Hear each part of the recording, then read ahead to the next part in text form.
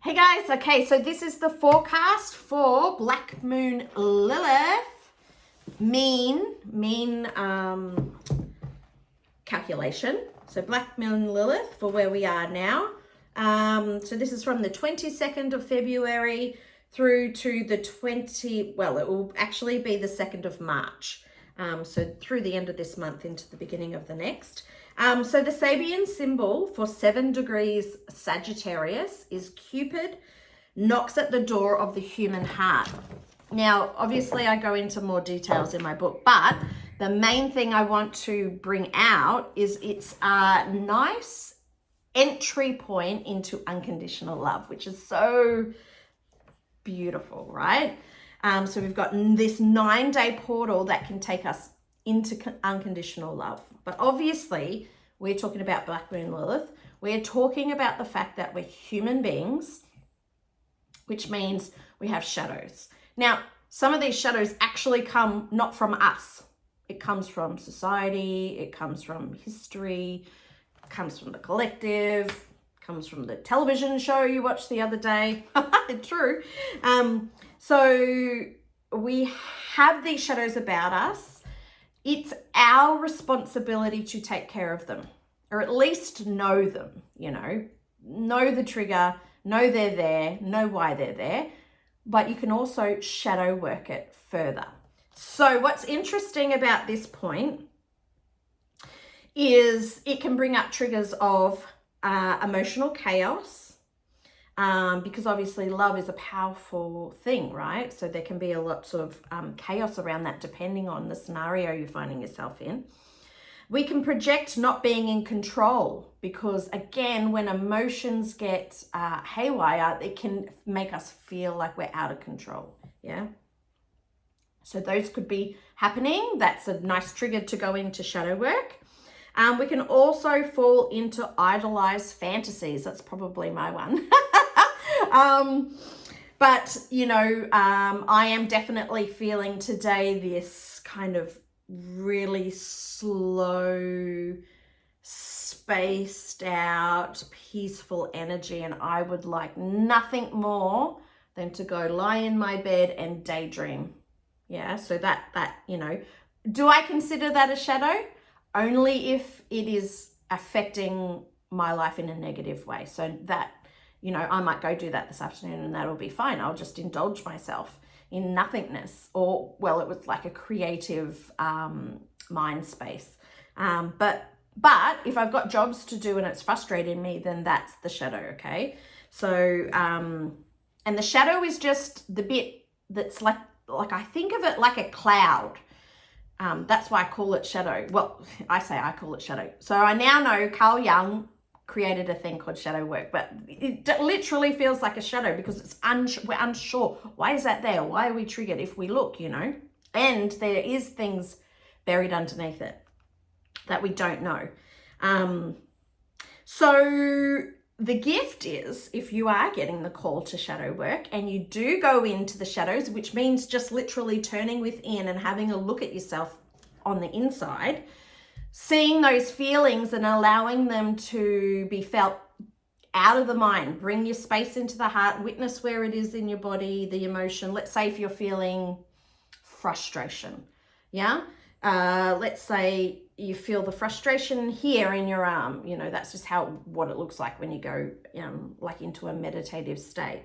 And you feel into the frustration, you're just getting out of the stories of your mind, sitting in your heart, feeling into frustration. Eventually you'll start to feel it be like a resonance, yeah? And it changes your perception of how you're looking at it because it's no longer an emotion. It is literally now energy in motion in your body. And that is the shadow. That is where it's trapped and stuck and holding onto something, and allow it, just witness it, do its thing, whatever it's going to do, and release. The body will do that by itself if you're witnessing.